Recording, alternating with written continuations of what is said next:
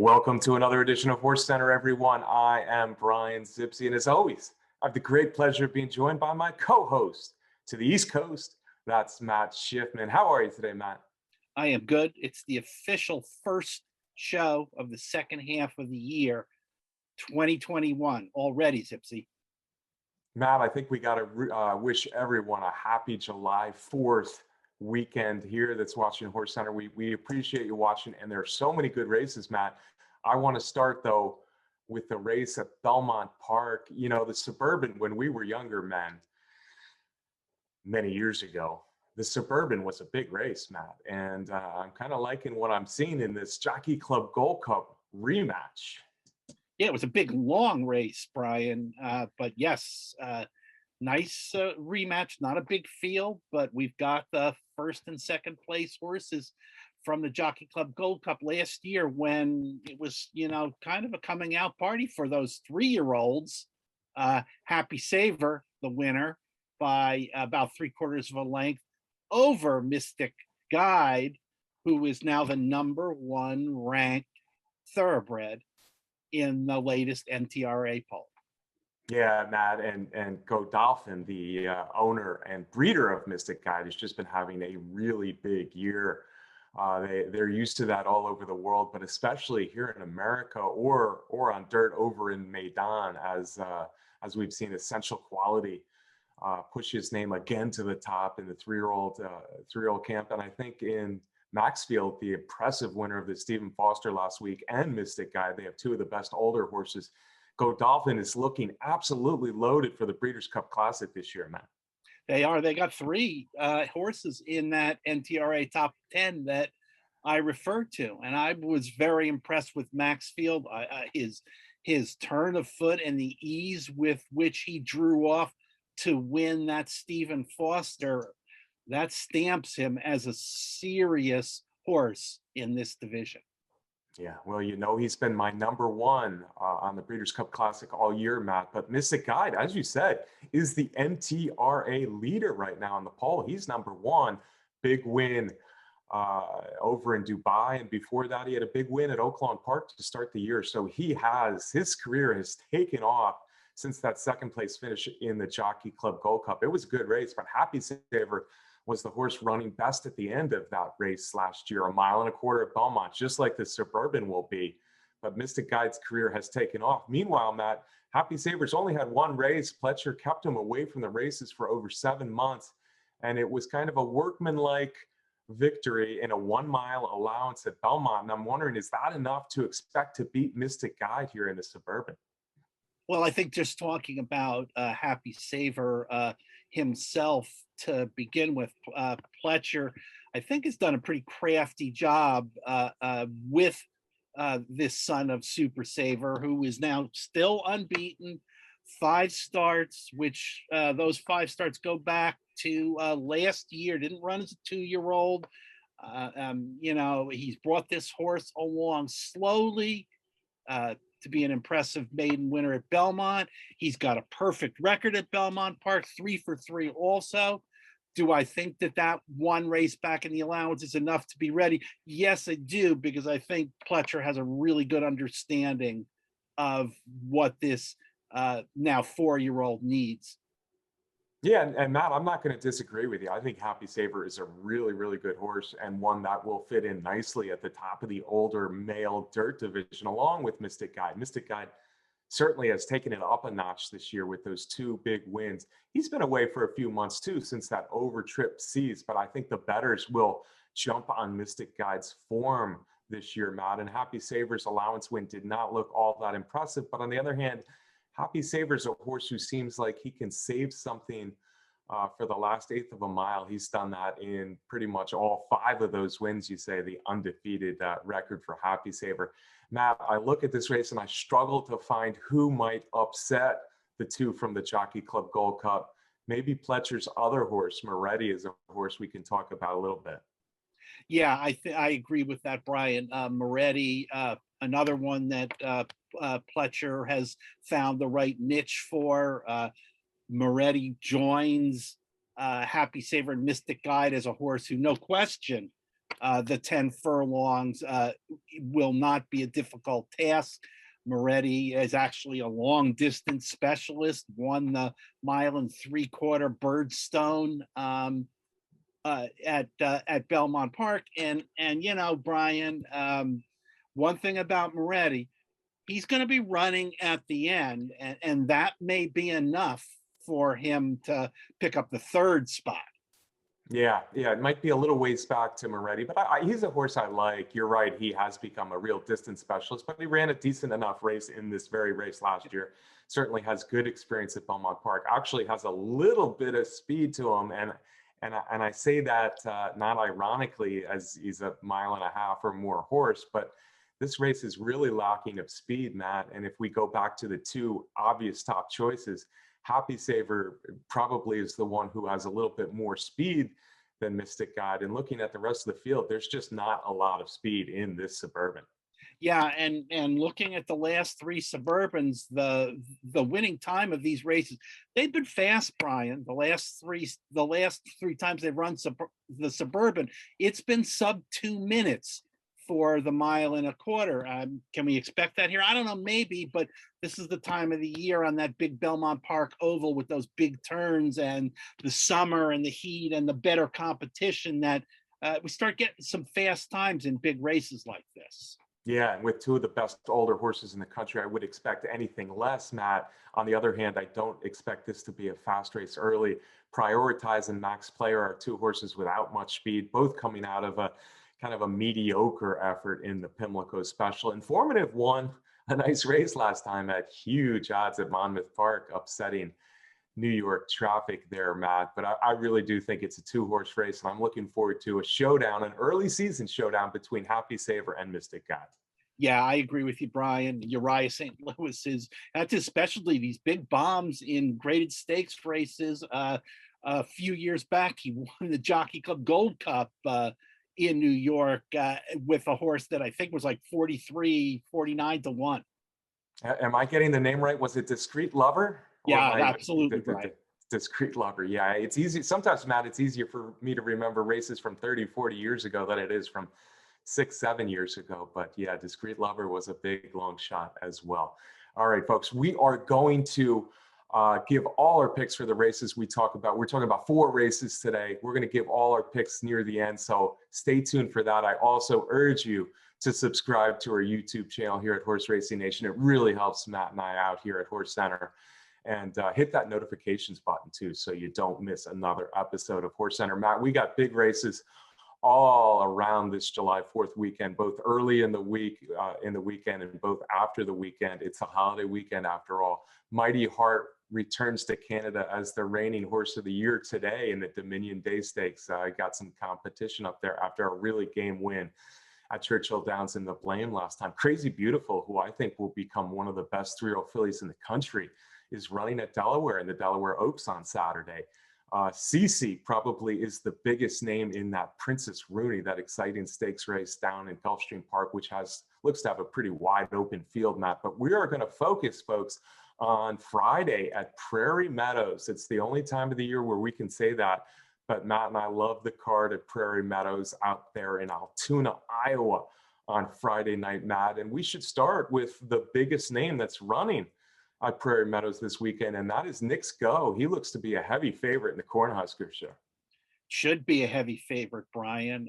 Tremendous class advantage over the rest of this field. As we remember, Knicks Go was at the top of the older male division at the beginning of the year, coming out of a great Breeders' Cup, moving into that Pegasus World Cup that he won impressively, and then headed overseas, headed to the Middle East, where he was 4th in the Saudi Cup, and then came back and trying to make that tough transition from a trip to the Middle East back to racing in America, and finished 4th in the Met Mile.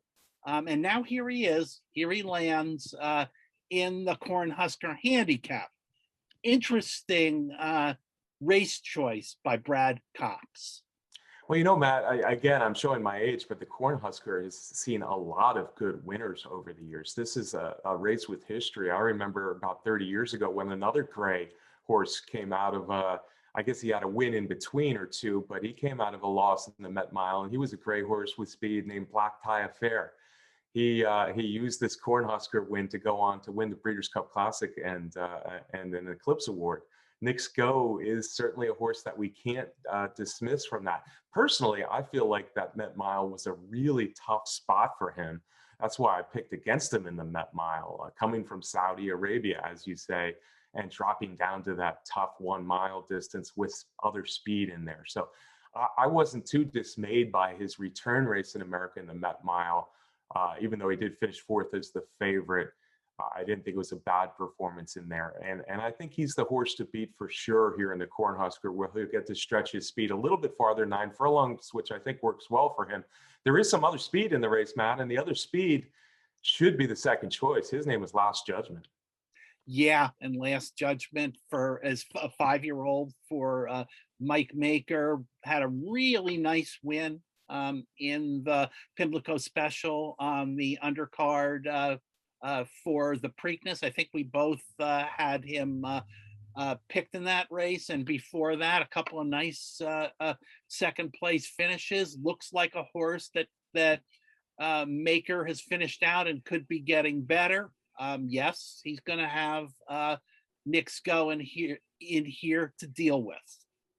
Yeah, absolutely, Matt. In fact, Last Judgment, you could say, has been one of the better older males in the country this year. He's won 3 stakes already. That win in Tampa Bay in the Challenger was really good. All of his races this year, whether they've been first or seconds, have been really good. Last Judgment's beaten Modernist a couple times, who we're going to talk about in a minute. And Mike Maker is the trainer that we've seen really get these older horses to do well. We're more used to that happening on the turf, but Last Judgment has been terrific this year. I just don't know if he's ever seen the speed that of Knicks Go that he'll see on Friday evening in the Cornhusker. I do want to mention Modernist, Matt, because Modernist is not a grade 1 horse. This is a $300,000 grade 3 race that attracted Knicks Go, but Modernist isn't a grade 1 horse, but he's proven to be a very nice kind of grade 2, grade 3 horse for trainer Bill Mott. The son of Uncle Mo has run a lot of good races last year and this year. He hasn't been able to catch Last Judgment this year, but I think this might be a spot if Knicks Go can beat off Last Judgment, where Modernist makes a little bit sense to maybe get up into the exacta. Yeah, like you said, he's been second behind Last Judgment a couple times in that Pimlico Special, in that Challenger, has a win at Aqueduct, grade 3, as you mentioned, seems to be kind of grade 3 horse. In the Excelsior at the Big A, and I think his running style, his stalking style, is a positive in this field if Knicks Go and Last Judgment go out there and knock heads. I agree with you. The rest of the field, I don't know. I don't know what to think of the rest of the field. Every once in a while, Rated R Superstar, a real veteran, Matt. He's been in a lot of stakes over the years, and Tenfold too. Tenfold's been around for a while.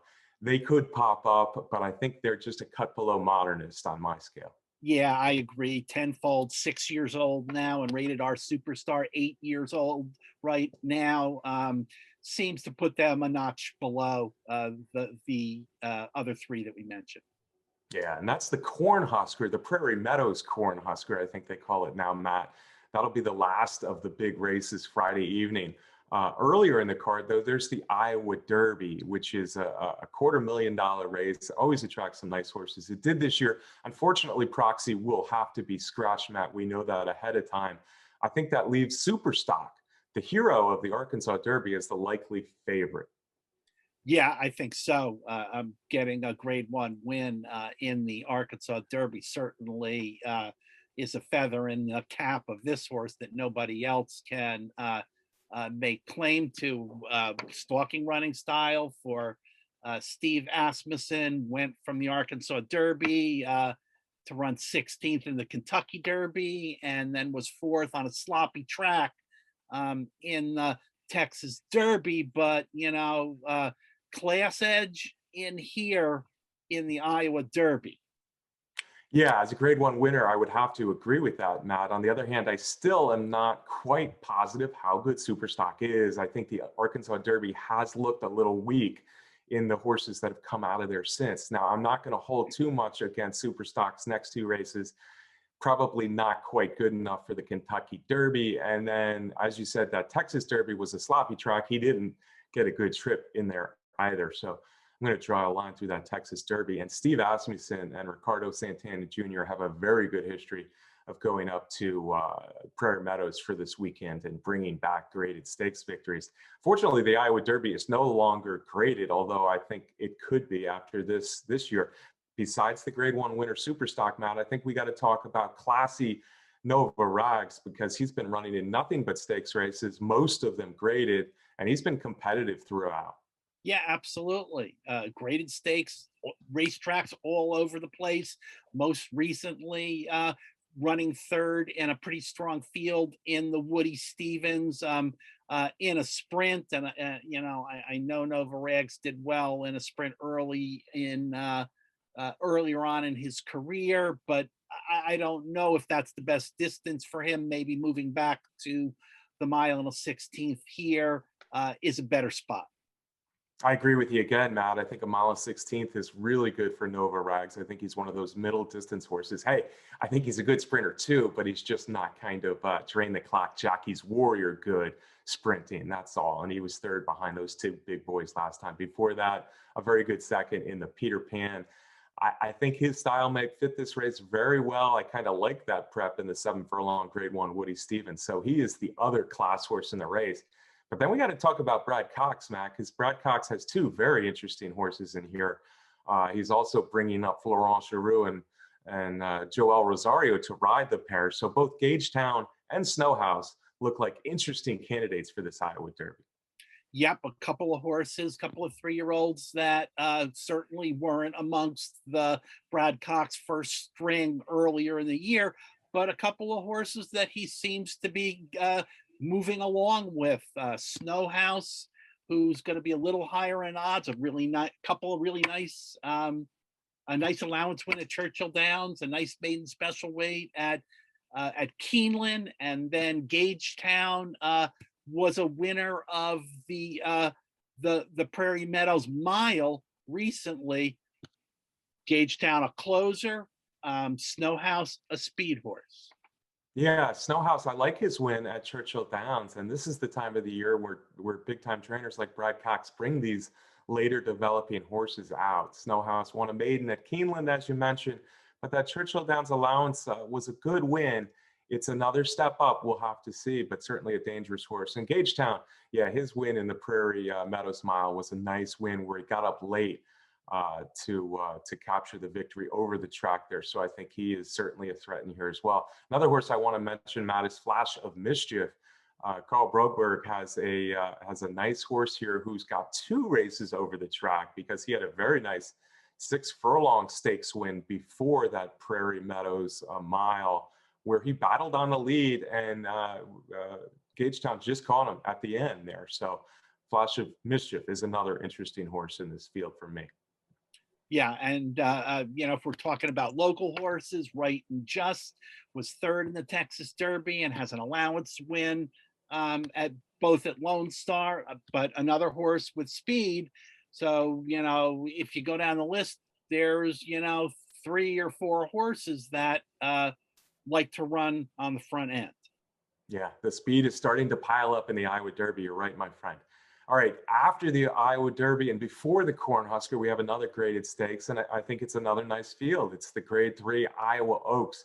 Like the Iowa Derby, it's a mile and 16th, Matt, and it's attracted a couple of graded stakes winners in Pauline's Pearl and Army Wife. Let's talk about Pauline's Pearl first. She is a well-bred daughter of Tappet.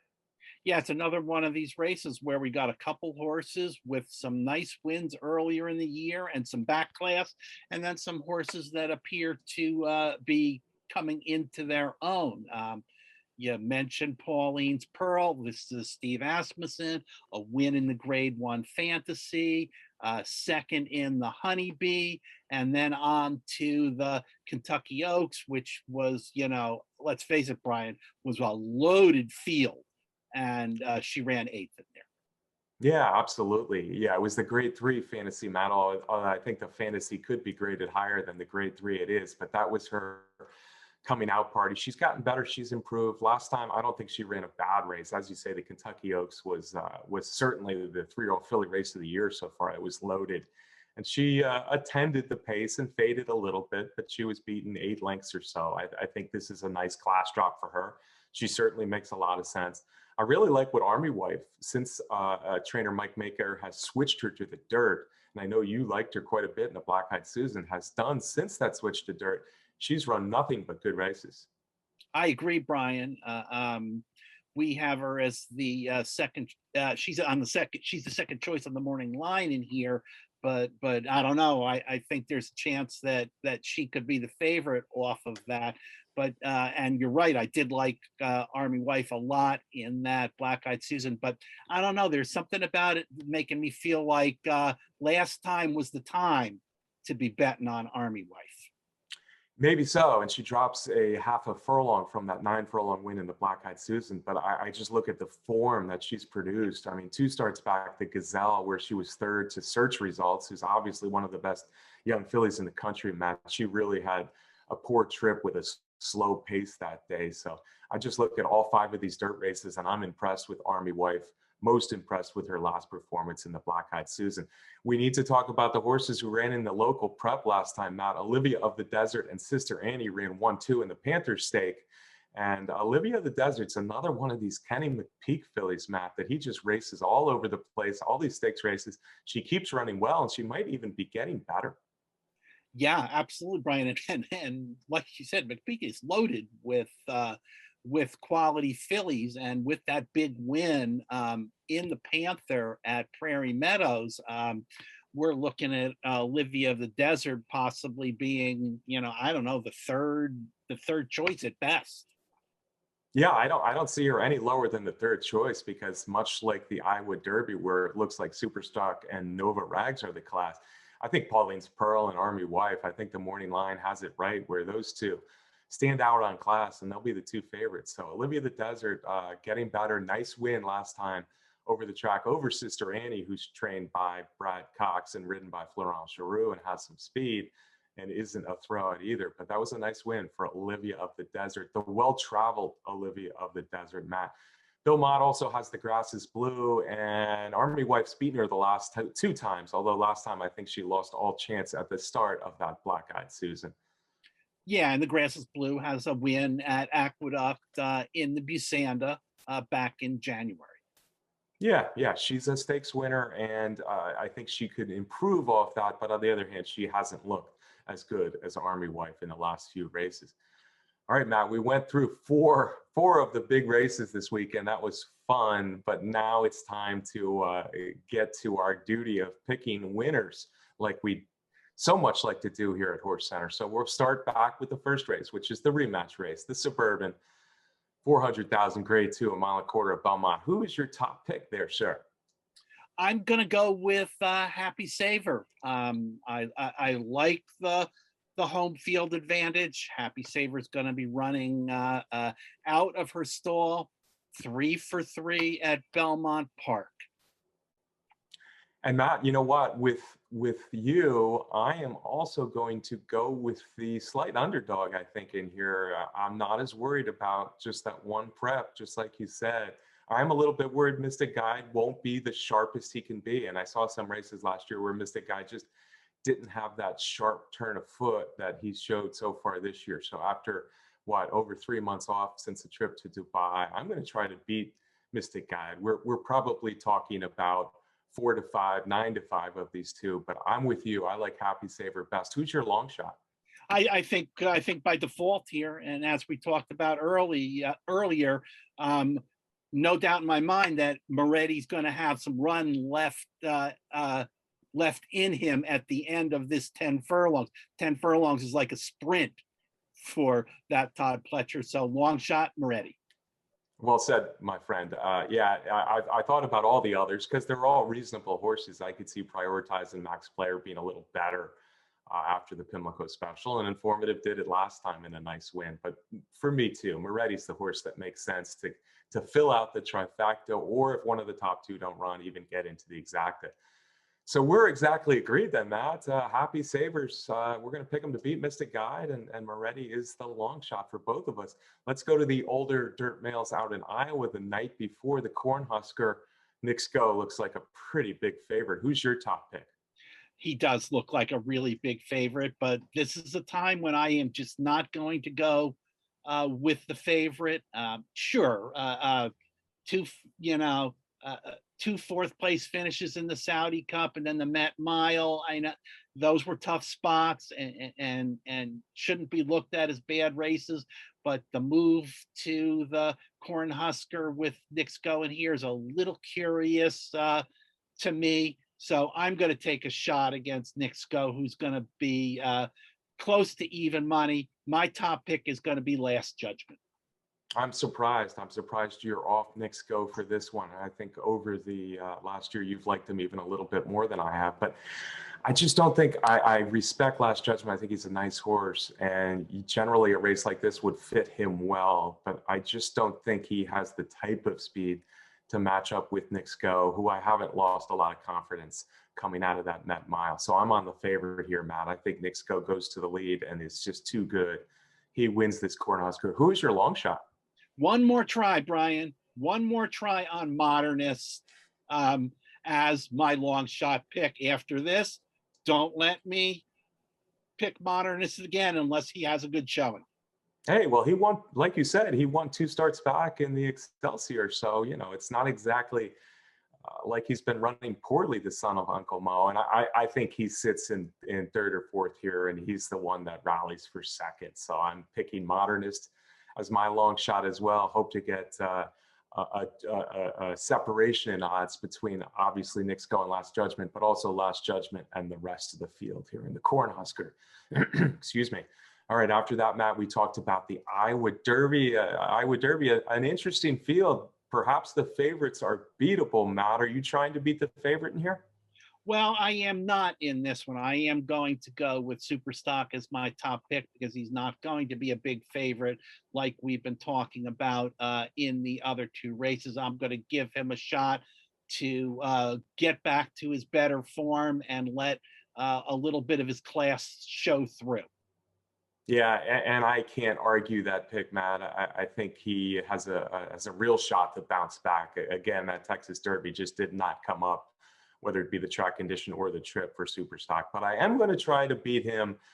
Unfortunately, even though I like some other horses, I think there are interesting horses in this race. If I had to pick one horse as the most likely winner, it would be Nova Rags. I like the form he's run, and I like the horses he's run against.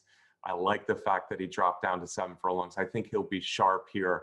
I like him just a scotch more than Superstock, probably the favorite and the second choice. I'm going Nova Rags. Who's your long shot? Yeah, I just can't go with Nova Rags again in this spot, but I agree. His class, it's hard to argue with what you said about him. But I am going to go with one of those Brad Cox horses as my long shot. I'm going to go with Gagetown making a run from off the pace. Yeah, and with the speed, that might have been the way to go. I certainly considered Gagetown. I certainly considered Snowhouse, who could be getting good enough to run big in a race like this. But I decided on the Broberg horse, Flash and Mischief. I really like his 2 races over the track here. He ran 108 and change to win his first start at Prairie Meadows, that stakes race. And then he had the worst of it last time. I think he battled mostly head and head most of the race, and then Gagetown got him late. I think Flash of Mischief could run another good race here. Yeah, he's going to have to deal with some speed, but I like him as my long shot in the Iowa Derby, Matt. And that just leaves the Iowa Oaks, and another good race. Iowa Oaks looks to have 2 class horses in the race, Matt. I bet you're going to pick one of them to win.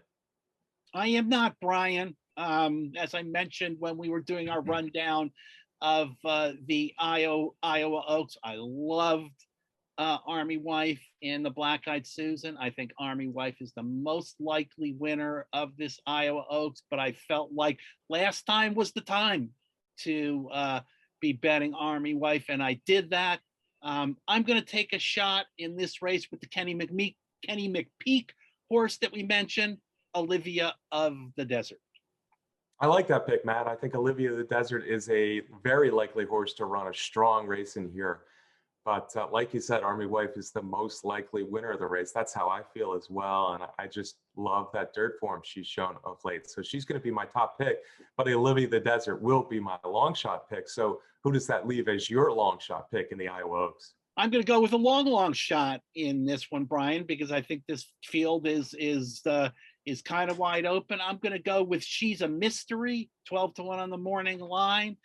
Two good wins at in Indiana, and I like the versatility. One of them was on the lead, and one of them was coming off the pace. So long shot, She's a Mystery. Yeah, she is a bit of a mystery, although much like Snowhouse, she's only had 3 lifetime races and she's coming off 2 nice wins. I worry about the class jump. I'm not sure what she was racing against there at Indiana Downs, although sometimes Indiana Downs, those races are pretty solid. Although the way she was bet, I wonder if she found cheaper, but she could be, like Snowhouse, a filly getting this good. So interesting long shot pick from you there, my friend. Like I said, so many good races, folks, to watch this weekend. We zeroed in on 4, the Suburban for the rematch, and then, of course, the 3 from Prairie Meadows on Friday. I hope you enjoyed that look at all of the 4. Matt, can I get a parting shot from you, my friend? Absolutely. Have a good and safe Independence Day, everybody. And of course, I want to thank our producer, Tony Bada Bing, for putting together the show. Okay, thanks to Tony Bada Bing for producing. Thanks to Candace Curtis for some of these race graphics. Thanks to all you for watching. We sure do appreciate it. We also want to thank our sponsor, Derby Wars, the best contest site out there. Matt and I will be back with another great edition of HorseCenter next week right here. Don't miss it. We'll see you then.